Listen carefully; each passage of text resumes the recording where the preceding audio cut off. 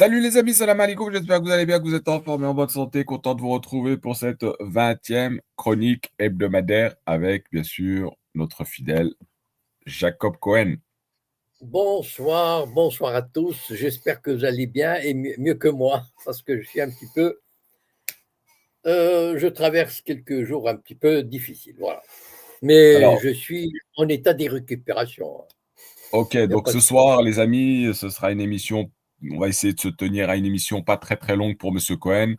Et Voilà. comme d'habitude, donc je vous invite à partager un maximum. Toutes celles et ceux qui veulent participer, vous faites la demande, je vous donnerai la parole. Et on va sans plus tarder commencer. Donc, Monsieur Cohen, on n'a pas vraiment de sujet défini, mais on va commencer par la question Il y qu'on a, il y a- il y a un euh, mythe qui a été repris par une chaîne très connue, qui est Investigation, ou qui est Investigation. Enfin, en tout cas, voilà, tout le monde sait de quoi ça parle. Il dit pourquoi l'Occident a créé Israël. Voilà, à peu près, peut-être je me trompe de la formulation, mais c'est à peu près cette idée-là. Et en fait, je pense que c'est un mythe. Les gens ont l'impression, ou on veut leur donner l'impression qu'il y a eu un complot de l'Occident pour créer un Israël fort, pour contrer enfin, pour toutes sortes de raisons. Or, la réalité n'était pas celle-là. Si vous voulez, pour reprendre la phrase, pour reprendre l'idée émise par le responsable de cette émission, l'Occident, à mon avis, hein, je vais essayer de vous le montrer, n'a pas créé Israël. L'Occident a profité de la création de cet État. Il s'est dit, tiens, cet État existe, il a un potentiel, je vais l'utiliser.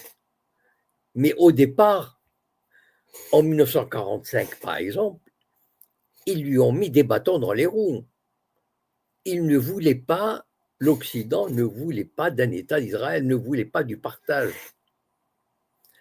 L'Angleterre a résisté de toutes ses forces à la création d'un État juif, parce que, se disant que ça va nous créer des problèmes avec le monde arabe.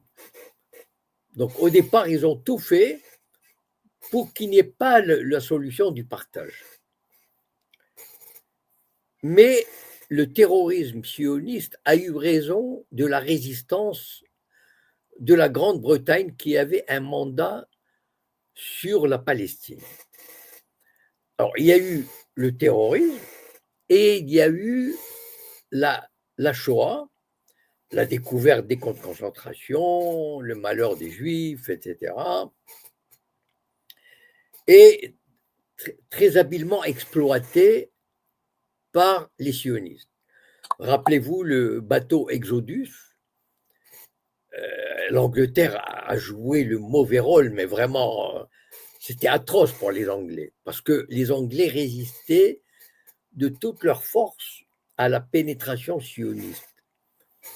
Et donc, ils ont arraisonné un bateau avec des milliers de réfugiés, enfin, des rescapés des camps, et ils les ont amenés à Chypre dans des conditions lamentables. Vous imaginez l'image de la Grande-Bretagne, et puis ajouter à cela le terrorisme, qui, tout ça mis bout à bout, a amené à forcer la Grande-Bretagne à accepter le partage et donc l'idée d'un État juif à côté d'un État palestinien. Et je vais peut-être vous surprendre, enfin, pour ceux qui ont un peu oublié l'histoire de cette région, vous savez quel est le pays qui a facilité la création de l'État d'Israël? Et peut-être que sans lui, il n'aurait pas eu le fameux plan de partage. Bon, ben, je vais vous le dire, c'est l'URSS. Voilà. L'URSS, Staline avait fait un très mauvais calcul stratégique. En 1947, Staline s'est retrouvé devant ce choix. Il s'est dit, il y a un petit État là-bas qui combat l'impérialisme britannique. Parce qu'à l'époque de 1945 à 1947, Israël combattait, enfin, le mouvement sioniste combattait l'impérialisme britannique qui régnait à l'époque, qui régnait sur tout le Moyen-Orient.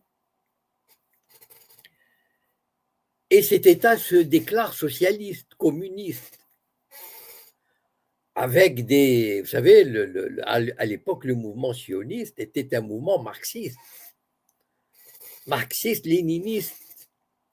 Moi, j'ai fait partie de ce mouvement quand j'étais adolescent au Maroc. J'ai appris l'international en hébreu dans ce mouvement.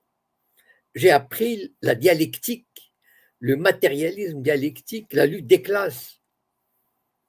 Donc, Staline s'est dit, j'ai un mouvement, j'ai un petit pays là-bas qui pourrait m'être utile. Donc, l'URSS avait un droit de veto au Conseil de sécurité, elle ne l'a pas utilisé. L'URSS avait 3 ou 4 voix dans l'Assemblée générale. Et alors que le vote du partage est passé à 1 ou 2 voix. Donc, si l'URSS de Staline n'avait pas appuyé le projet de partage, il n'aurait jamais eu lieu. Voilà. Donc, ce n'est pas l'Occident. L'Occident, il n'en avait rien à foutre des Juifs et d'Israël. Vous savez, le cynisme occidental, il n'a pas de limite. Hein. Et donc, voilà, Israël, il a un plan de partage. Israël se crée, est créé, est établi, et il bat les pays arabes alentour dans la guerre de 1948. Bon. Et il s'affirme comme une puissance. Et à ce moment-là, vous savez, l'Occident, ce sont, enfin les dirigeants, hein, ce sont des cyniques qui ils se sont dit, tiens, on a un petit chien de garde qui apparaît là-bas, qui est vachement anti-arabe et qui va nous aider à les battre. Parce que les Arabes commencent à nous emmerder un peu ici ou là, la Tunisie, l'Algérie, l'Égypte. Tiens, ce petit État, et aussi la France à l'époque, les années 50, le gouvernement socialiste de Guy Mollet était très proche du gouvernement israélien. Et c'est ça qui a, si vous voulez, qui a propulsé Israël à devenir un agent fiable et intéressant pour l'impérialisme.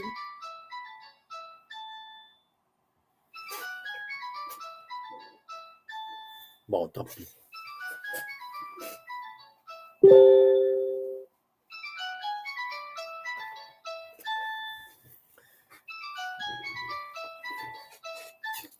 Excusez-moi, je vais éteindre le téléphone.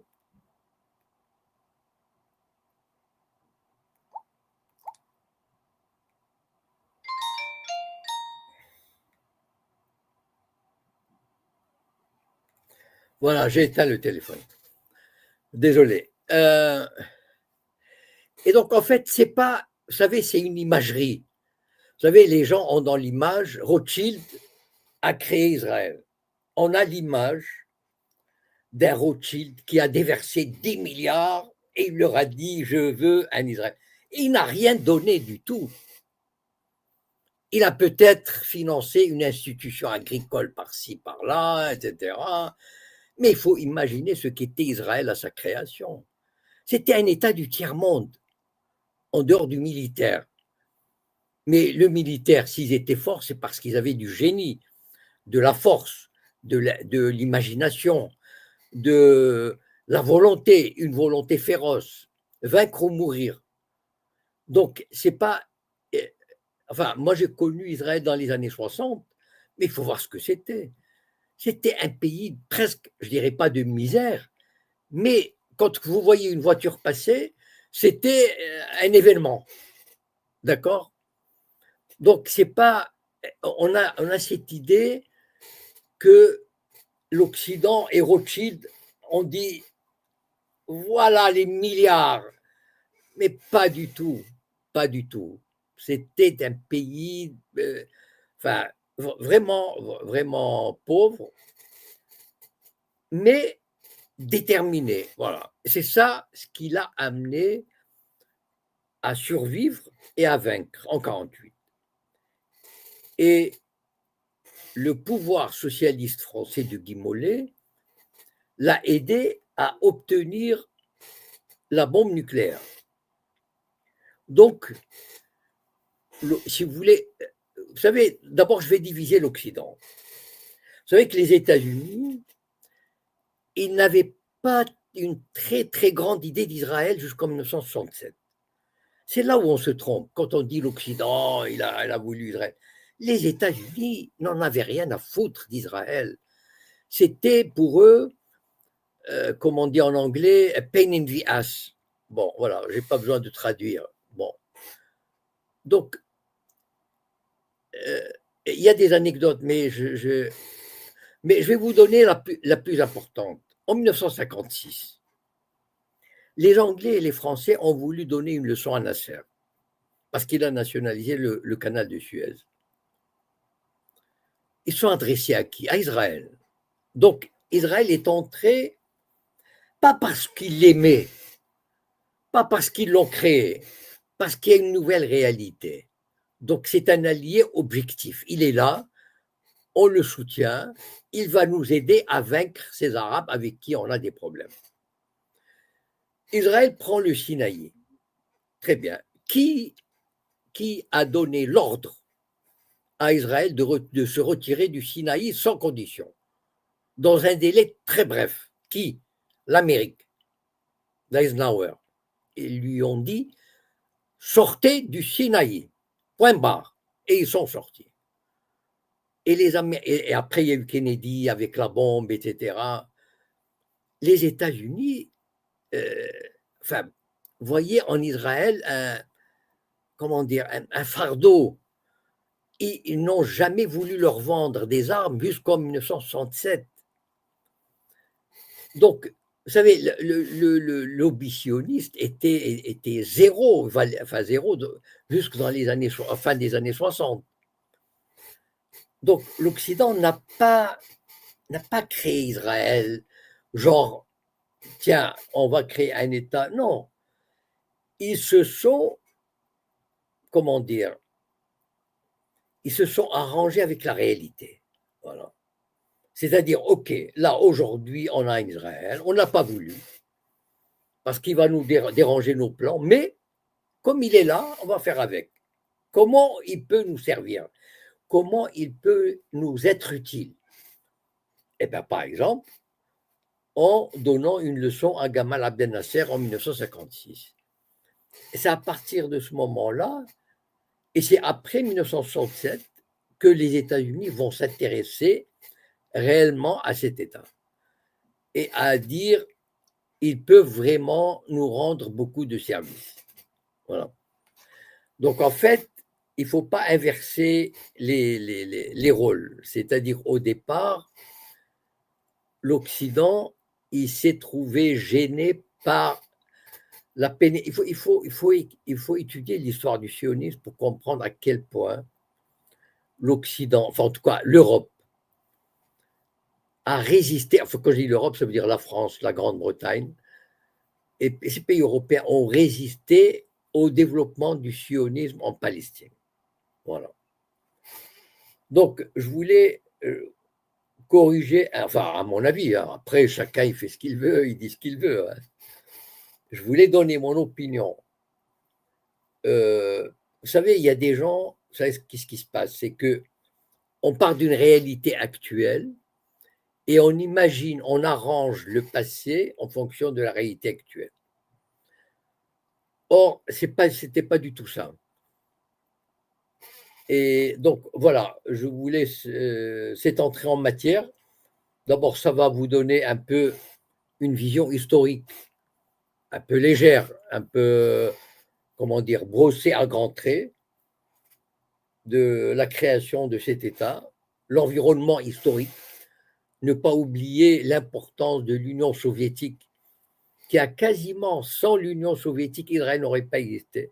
C'est ça, parfois l'histoire, elle est drôle, c'est-à-dire qui aurait supposé que ce sont l'Union soviétique et ses satellites qui ont permis la création d'un État juif au détriment des Arabes. Voilà. Bon, s'il y a d'autres questions ou s'il y a d'autres sujets, je suis prêt à Alors, répondre. ok, très bien, merci, M. Cohen. Alors, on va donner la parole sur Twitter à Kerr Lamère, qui est avec nous. Bonjour, Kerr Lamère. Bonjour, bonsoir. Enfin, je sais pas comment on dit. On t'écoute si tu veux réagir sur ce que M. Cohen vient de développer concernant la création de l'État d'Israël. Moi, j'ai ma maman qui est juive et mon papa qui est catholique. Donc, c'est vrai que ça peut être un petit peu délicat, entre guillemets. Et, j'ai quasiment 50 ans, j'ai 49 ans. Donc, je le répète, voilà, ma maman est juive et mon papa est catholique. Donc, par rapport à ce que disait ce monsieur, ouais, je sais pas comment dire, je veux pas être vulgaire, mais moi, pour moi, c'est un con. Désolé de le dire comme ça, même si ça paraît un petit peu, un petit peu bête. Alors, monsieur Kerr Lamère, je ne vous permettrai pas d'invectiver mon hôte Jacob Cohen, avec qui je fais des émissions depuis plus de 2 ans. Hein. Donc moi, je vous donnais la parole pour réagir sur le sujet. Vous n'êtes pas d'accord sur ce qu'il dit, je peux l'entendre, mais en tout cas, il faut respecter les personnes qui sont avec nous ici et qui vous écoutent. Donc, si vous voulez réagir, je vous redonne la parole concernant le sujet. Vous évoquez De toute façon, je ne répondrai pas. Et si ce n'est pas le cas, oui, M. Cohen. Je ne répondrai pas à ce type. Voilà. Voilà, donc c'est comme ça, malheureusement, monsieur, on va devoir vous éliminer des intervenants. La moindre des choses, c'est quand vous venez et essayez d'échanger avec nous, c'est quand on vous donne la parole, c'est de respecter les gens avec qui vous échangez. Je suis désolé, monsieur Cohen, je ne connaissais pas cet intervenant, je ne savais pas ce qu'il allait dire. Non, mais bien sûr, non, mais il n'y a rien, voilà, c'est tout. Moi, quelqu'un il dit comme ça. Moi si j'avais les manettes, je ne discuterais même pas. Je sors le type, voilà, ou je le bloque, je ne sais pas, voilà, c'est tout. Point barre. Voilà. Ok, très bien. Donc, du coup, les amis, peut-être toutes celles et ceux qui veulent participer sur le sujet, n'hésitez pas à faire la demande. Alors, monsieur Cohen, sur cette, donc vous avez évoqué donc l'aide de la Russie, hein, l'aide de la Russie à la création de cet État. Oui. L'URSS, l'ex-URSS à l'époque, hein, bien sûr. Mais aujourd'hui, quel est votre sentiment par rapport à ça et le lien que peut avoir la nouvelle Russie de Poutine aujourd'hui avec l'État d'Israël? Et par rapport à ce qui se passe à Gaza, bien sûr, en Palestine. En fait, vous savez, bon, vous connaissez un peu ma vision.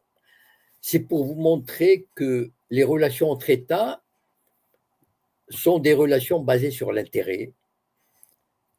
Et il n'y a pas tout le reste, c'est du baratin. C'est, vous savez, l'idéologie, les droits de l'homme, etc. Enfin, tout ça, c'est bon, tout ça, c'est pour faire joli, pour faire passer la pilule. Là, on a un exemple, si vous voulez. d'un pays, d'un homme politique, Staline, qui a vu une situation qui pouvait se montrer favorable. C'est-à-dire, à l'époque, tout le Moyen-Orient était sous domination britannique ou anglo-américaine. Et il se rend compte qu'il y a un petit pays qui se bat contre cet impérialisme et qui se dit socialiste. Donc, il va l'aider. Enfin, il va l'aider. Voilà. Donc, en fait, il se dit, j'ai un moyen de mettre un pied dans cette région. Donc, si on extrapole cette idée, cette façon de voir, on se dit que la Russie actuelle, c'est vrai que la Russie de Poutine avait établi des relations de confiance, des relations étroites.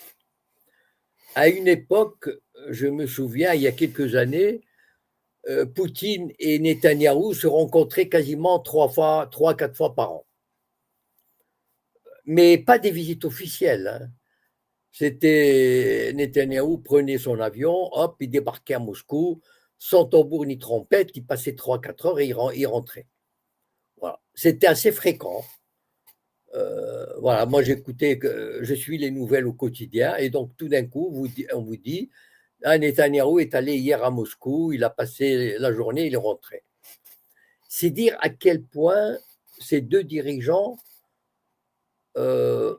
s'estimaient, c'est dans le sens où, d'abord, ils avaient un terrain où ils pouvaient se confronter. C'était la Syrie. Et donc, la Russie avait compris l'intérêt sécuritaire d'Israël.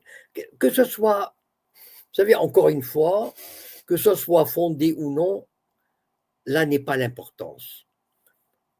L'important, c'est que Poutine a compris que pour Israël, contrôler le ciel syrien, contrôler ce qui se passe en Syrie, était vital pour sa sécurité. En tout cas, c'est la vision israélienne. Je ne dis pas que je la partage. D'accord? Voilà.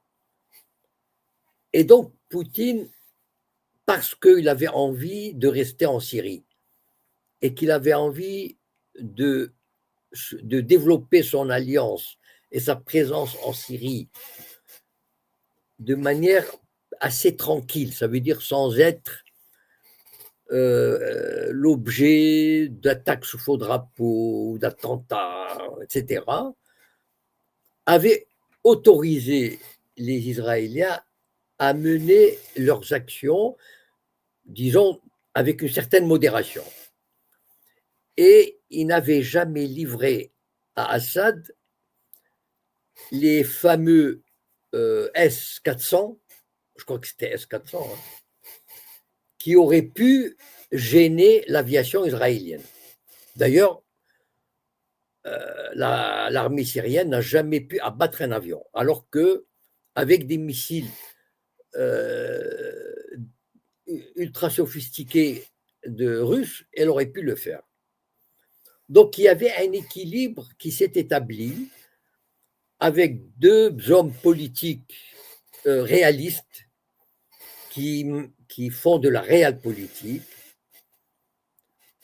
qui s'appréciaient dans le sens où chacun comprenait qu'on a affaire à un homme politique déterminé, mais capable de comprendre l'autre.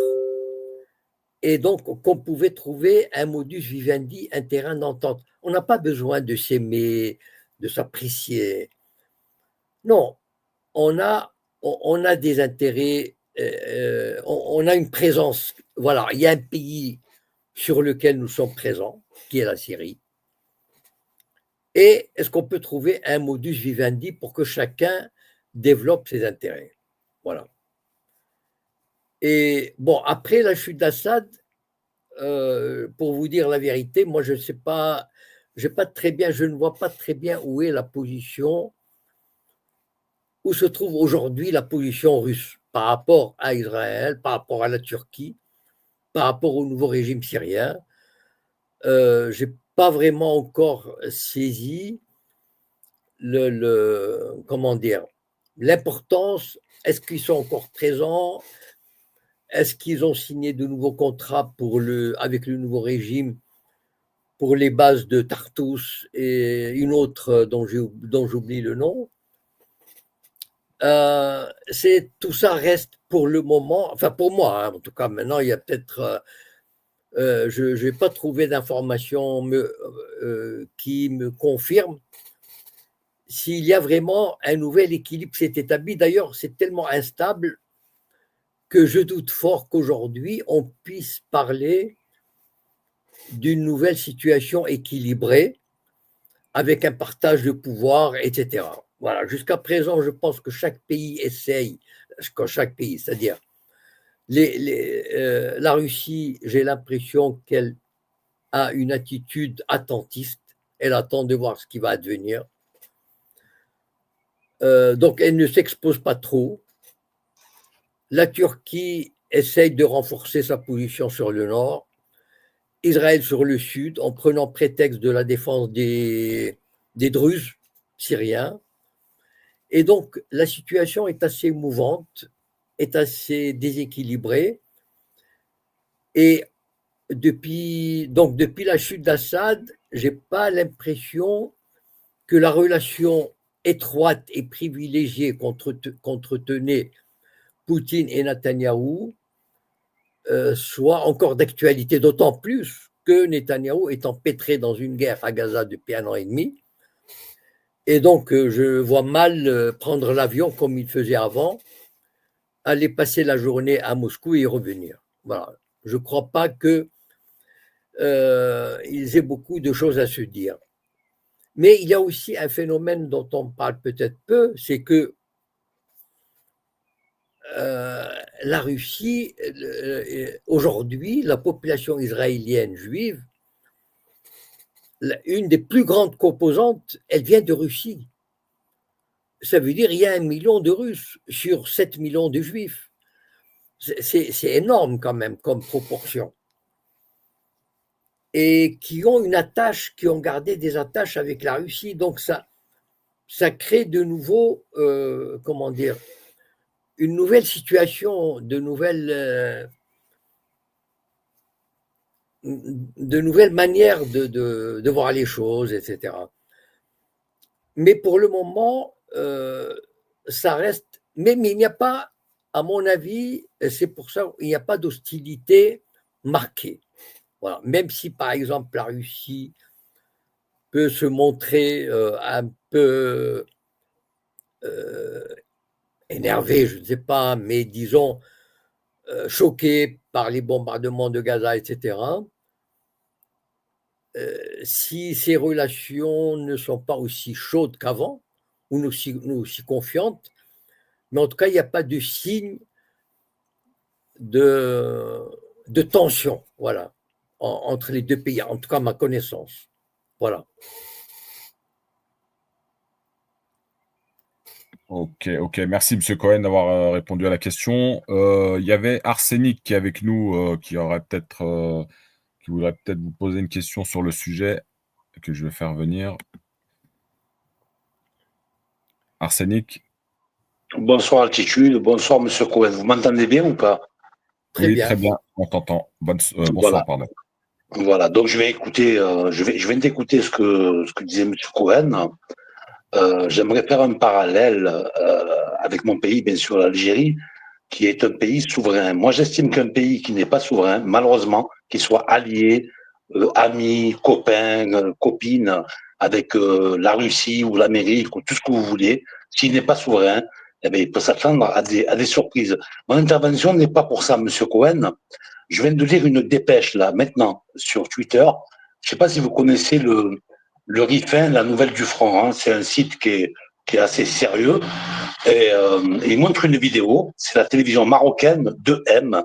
2M. Il y a le présentateur hein, qui le dit. C'est officiel. Je vais vous lire. Hein. Vous verrez, c'est rapide. Oui. Info. Le roi du Maroc Mohamed VI accorde à une centaine de milliers de citoyens de nationalité israélienne d'origine marocaine la priorité en tant que citoyens de posséder des biens immobiliers et récupérer leur propriété ancestrale, entre guillemets, une catastrophe pour les Marocains. Vous en pensez quoi, Monsieur Cohen? C'est officiel, hein, c'est la télévision marocaine qui le dit. Voilà.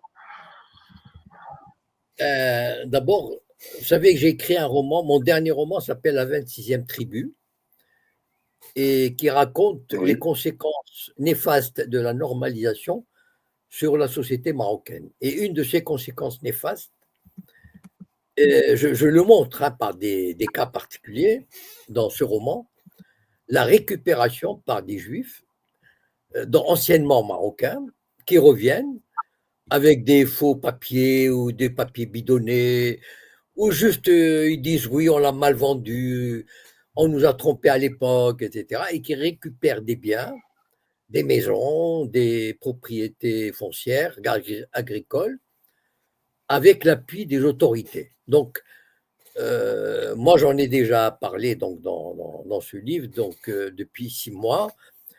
Maintenant, que ce soit officiel comme ça me paraît un peu fort de café. C'est quasiment une invitation ouverte aux Juifs de venir faire main basse, prendre possession, parce que il faut dire, il y avait 300 000 Juifs au Maroc, 350 000.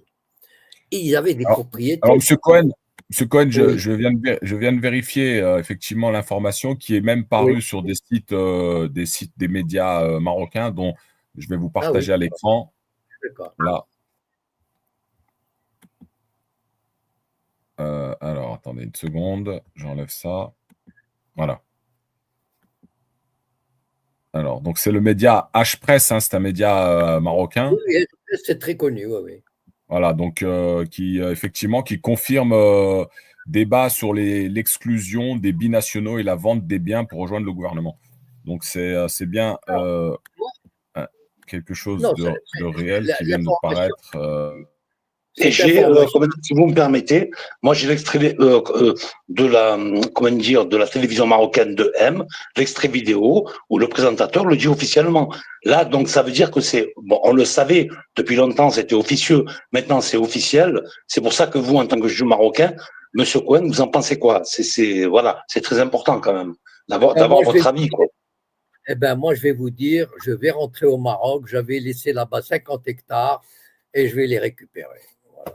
Eh ben voilà, vous serez un roi. Vous serez un roi. Mazel tov. Merci, Monsieur Cohen. De la part du roi, faire une chose pareille. Non, mais c'est dégueulasse. Franchement, c'est dégueulasse. Parce que ça va exproprier des pauvres Marocains qui voilà. Vous allez voir des Juifs, des dizaines de milliers de Juifs marocains foncer sur le Maroc comme des vautours, des rapaces, et prendre à gauche, à droite, enfin, c'est la porte ouverte à vraiment, enfin, je savais, enfin, le régime marocain s'est abaissé devant le sionisme, il rampe devant le sionisme, mais aller jusque-là, j'aurais jamais cru. Je savais qu'il le faisait, c'est-à-dire parce que je l'ai cité dans mon roman. Bien sûr. Et les autorités ont reçu instruction de faciliter la reprise de ces biens par des juifs qui les réclamaient. C'est écrit noir sur blanc, moi j'ai cité des cas, voilà. Et est-ce que vous ne pensez pas, Monsieur Cohen, excusez-moi, est-ce que vous ne pensez pas qu'on arrive à une Palestine bis avec une décision pareille?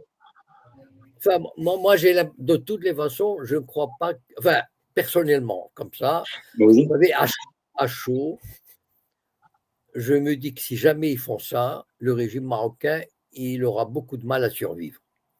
Pourquoi? Parce que ils ne connaissent pas l'appétit, la violence des Israéliens. Parce que les Juifs marocains, ils sont devenus là-bas des Israéliens. On a vu à Gaza. Ce sont des rapaces, ce sont des gens sans foi ni loi. Donc, si on leur permet d'aller prendre des terrains ou des maisons au Maroc, mais ils vont, en un an ou deux, ils vont semer un tel bordel qu'il y aura une révolte terrible parce qu'il y a des centaines de milliers de Marocains qui vont trouver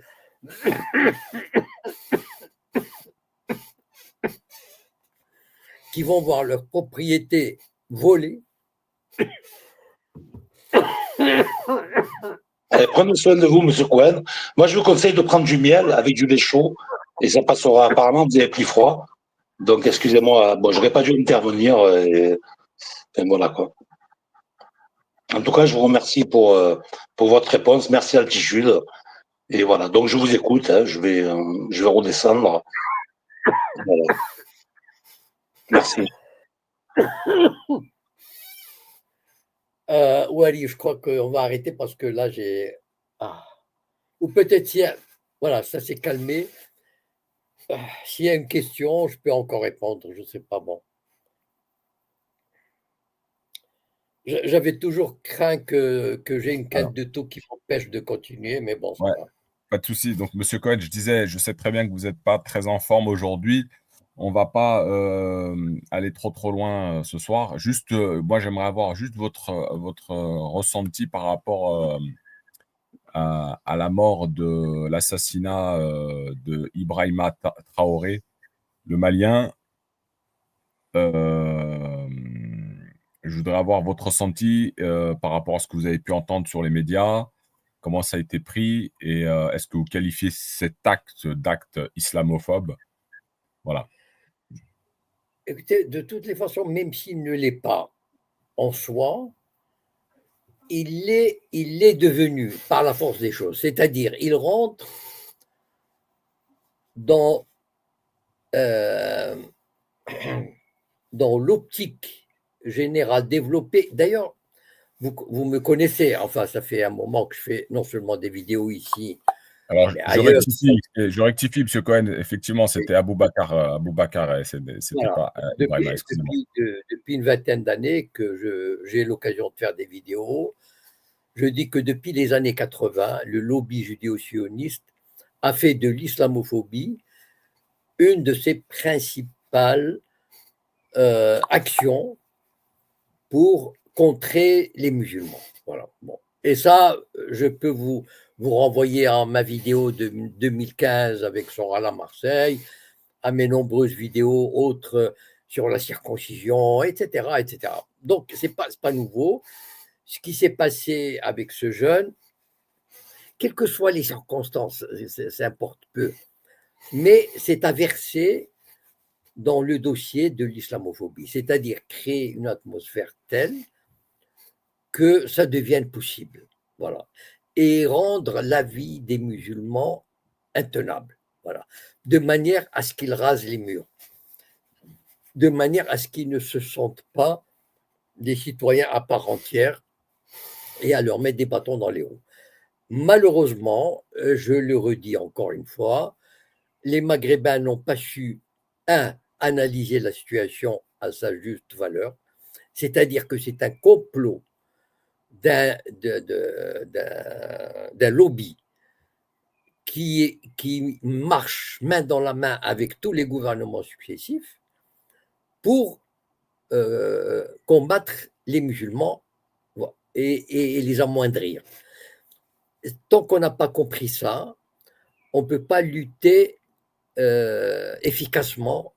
Ce n'est pas un phénomène comme ça, on est islamophobe. Pas du tout. C'est une politique menée de main de maître. Alors, médiatique, politique, regardez ce qui s'est passé avec le lycée Averroès. Mais c'est une honte. C'est une honte absolue. Moi, franchement, j'ai honte pour les Maghrébins, voilà, qui sont 5 ou 6 millions, et qui assistent à la fermeture éhontée. Même, enfin, le tribunal, vous savez, vous connaissez très bien comment dire, l'adhésion du tribunal administratif avec le gouvernement, les autorités. Ils ont détruit l'argumentation du gouvernement. Enfin, c'est juste hallucinant. Et non seulement ça, la ministre veut faire appel alors que. Enfin bon. Donc, il faut, je ne sais pas, qu'à un moment donné, chacun fait ce qu'il veut, il assume. Voilà. Je pense que les Maghrébins sont assez grands pour savoir ce qu'ils doivent faire, s'ils veulent faire ou pas. Voilà, chacun, il assume la, il assume la mission historique qui est la sienne dans cette période. Voilà. Et tant qu'on laissera faire, des Rotaillot, des Finkielkraut et des Elisabeth Lévy, etc., vous savez, ils ne vont pas gêner et ils vont encore faire pire. Voilà. Et donc, qu'est-ce que vous voulez que je vous dise?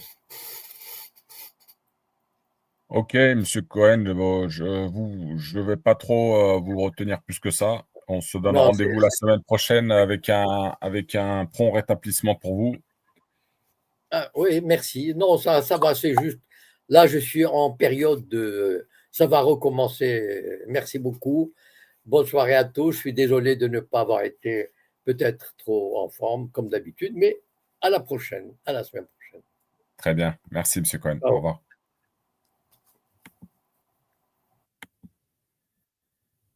Voilà les amis, donc malheureusement c'est un peu plus court que d'habitude ce soir. On va pas en vouloir à Monsieur Cohen. Je vous rappelle qu'il a plus de 80 ans. Donc un grand respect à ce monsieur qui est présent toutes les semaines et jamais en retard.